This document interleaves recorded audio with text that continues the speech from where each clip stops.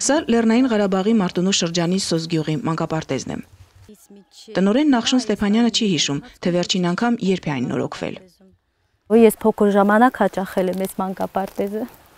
Էլի սենց էր։ Նույն վիճակներ։ Ներսի պայմանները ոնց կա, այնպես էլ մնացել է։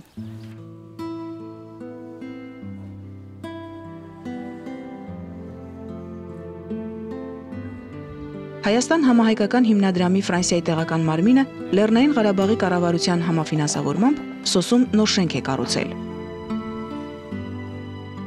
Մանկապարտեզի նոր շենքը արդեն պատրաստ է եւ անհամբեր սպասում ենք տեղափոխվելուն։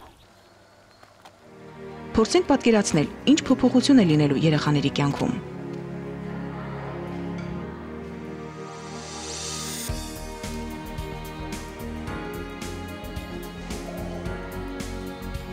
Լեռնային Ղարաբաղի Հադրութի շրջանի Դրախտիկ գյուղում ևս մանկապարտեզի խնդիր կար։ Երկար տարիներ մեր երեխաները առանց մանկապարտեզի էին։ Մեր համագյուղացիները դա վաղուց էին սպասում, որ մեր շենքը ներսը ունենա գեղեցիկ արտաքին տեսք ունենա։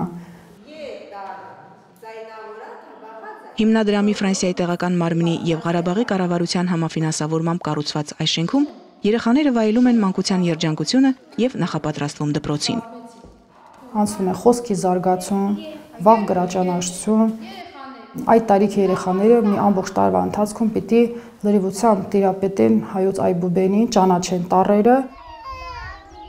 Դրախտիկի մանկապարտեզի տնօրեն Արմինե Մեժլումյանը օգտվելով առիթից երախտիկի իր խոսքն է ուղղում բարերարներին։ Շատ շնորհակալություն, որ մեզ շենքը նվիրեցիք, հնարավորություն տվեցիք, որպեսզի մեր երեխաներն էլ հաճախեն մանկապարտեզ,